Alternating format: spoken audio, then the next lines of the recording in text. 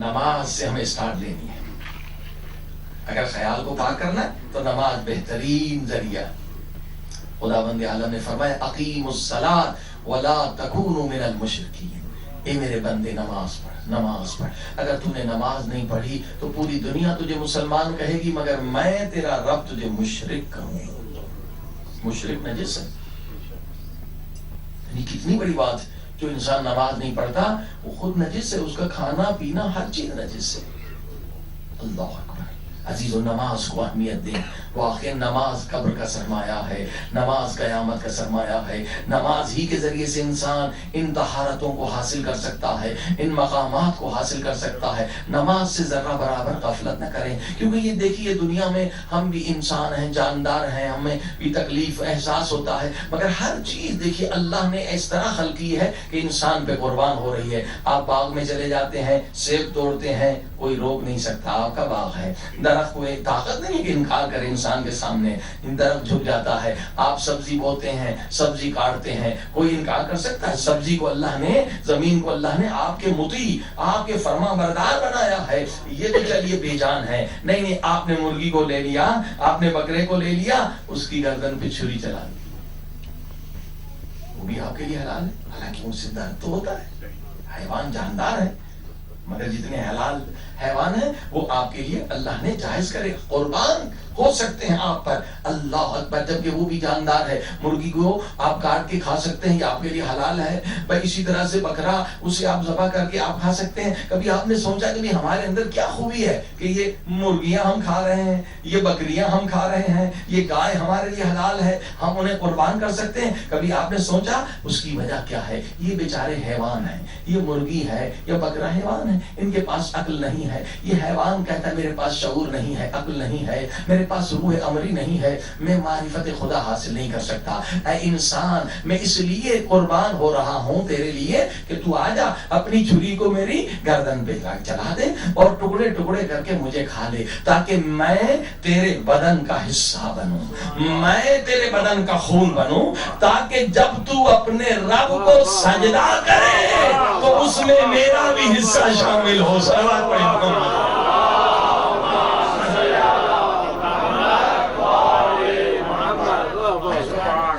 मैं सजदा नहीं कर सकता, मैं रुकू नहीं कर सकता, मैं इसलिए खुद को कुर्बान कर रहा हूँ कि मैं तेरे बदन का जुज बन जाऊं, हिस्सा बन जाऊं, ताकि जब तू इबादत करे, जब तू दुआ पढ़े, जब तू सजदा करे, जब तू रुकू में जाए तो मुझे भी उसका अजरो अजीम और सवाब मिले। अज़ीज़ान गिरामी, अब अगर कोई इंसान बदबख्त है कि हर रोज मुर्गी मुर्गी मुर्गी पे मुर्गी खाता चला जा रहा है, सजदा खुदा को एक नहीं दे रहा, तो कुरान कह रहा है कि लानत करने वाले इस पे लानत कर।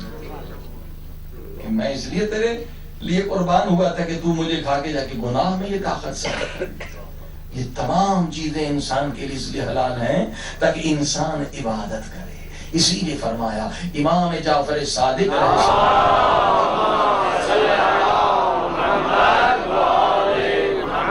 ये हदीस काफी है, बहुत अहम है। किताब गुनाह ने कबीरा में नकल है। शहीद असगर ने कई किताबों के हवाले भी दिए हैं।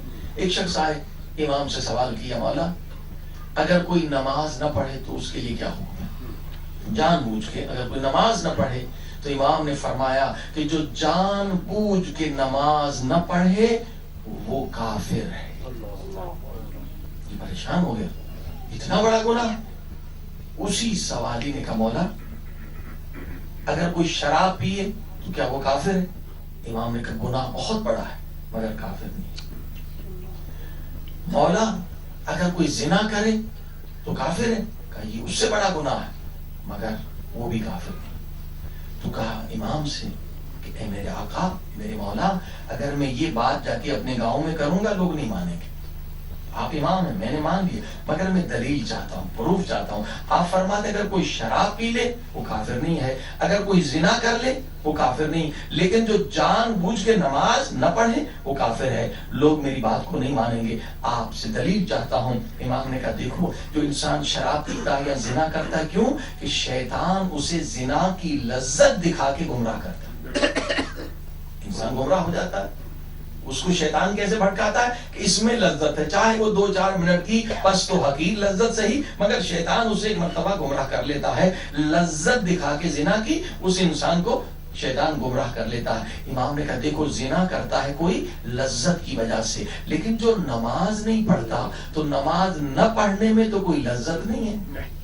تو جو نماز نہیں پڑھتا اس لیے نہیں پڑھتا کیونکہ وہ نماز کو حقیر سمجھتا ہے، نماز کو معمولی سمجھتا ہے۔ تو جس نے نماز کو حقیر سمجھا اس نے نماز کو حقیر نہیں سمجھا بلکہ نماز کے حکم دینے والے کو حقیر سمجھا۔ اور سب سے پہلے نماز کا حکم خدا نے دیا، اس کے بعد نبی نے دیا، پھر اس کے بعد علی نے دیا۔ یعنی جو خدا کو حقیر سمجھے، نبی اور علی کو حقیر سمجھے، وہ مسلمان کیسے ہے؟ صلوات پڑھیں محمد۔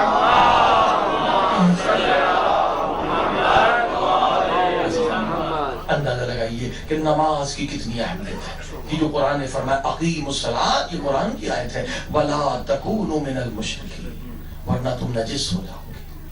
مشرک، تمام جتنی چیزیں ہیں دنیا میں سب سے زیادہ نجس مشرک ہے، کافر سے زیادہ نجس مشرک ہے۔ قرآن نے کہا وہ مشرک ہے جو نماز کو ترک کرتے۔ اللہ اکبر۔ اب ایک عجیب حدیث ہے جو بعض لوگوں کے لیے شاید مشکل ہو مگر آیت کے ساتھ سمجھنے میں آسانی ہوگی۔ حدیث یہ ہے کہ کتا جو ہے خدا نے اسے نجس خلق کیا، اس کا اپنا کوئی گناہ ہے نہیں، خود اللہ نے خلق کیا ہے اسے نجس۔ خنزیر اسے بھی اللہ نے، پگ اسے اللہ نے نجس خلق کیا، اس کا کوئی گناہ نہیں، پیدائشی خدا نے ایسا خلق کی۔ اور جب امام سے پوچھا کہ یہ کیوں ایسا ہے، امام نے کہا یہ جتنی مخلوقات تم دیکھ رہے ہو نا، پرندے دیکھ رہے ہو، حیوانات دیکھ رہے ہو، یہ تمام مخلوقات جو اللہ نے خلق فرمائی ہے اس میں تمہارے لیے ہدایت ہے۔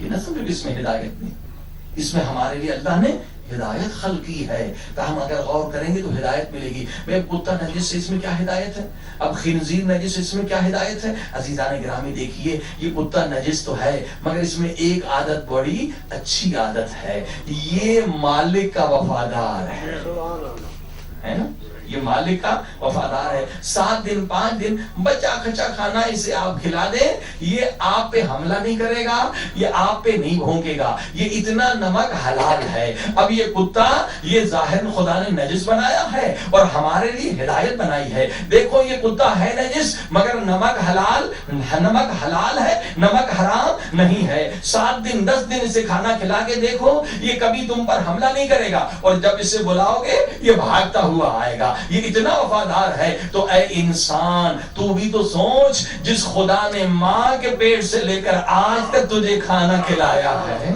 نماز میں وہ خدا تجھے بلا رہا ہے۔ صلوات پڑھے محمد۔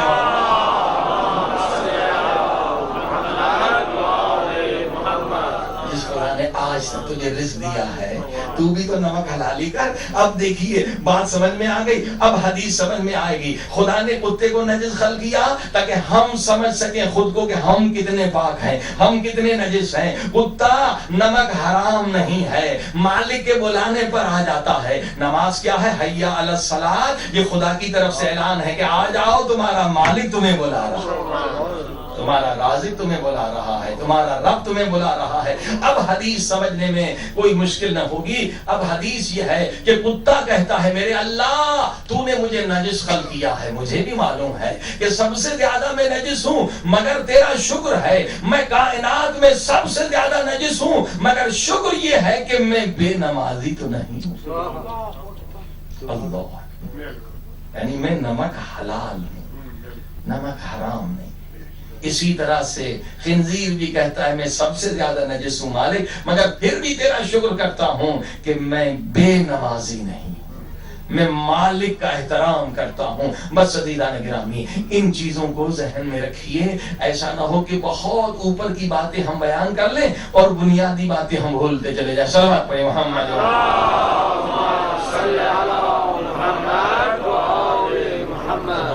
نماز کے ذریعے سے بہت ساری چیزوں کا پتہ چلتا ہے، دیکھیے نماز ایک معیار ہے. آپ نماز 5 وقت کیوں ہے؟ آپ دیکھیے نماز میں جب آپ کھڑے ہو جاتے ہیں یہ ایک اسٹینڈرڈ ہے، ایک معیار ہے، ایک کسوٹی ہے کہ اگر اس دن آپ کے عمل سے خدا راضی ہوگا تو یقیناً آپ کو نماز میں مزہ اور لطف و سرور آ. لیکن جس دن آپ نے کوئی اچھا عمل نہیں کیا ہوگا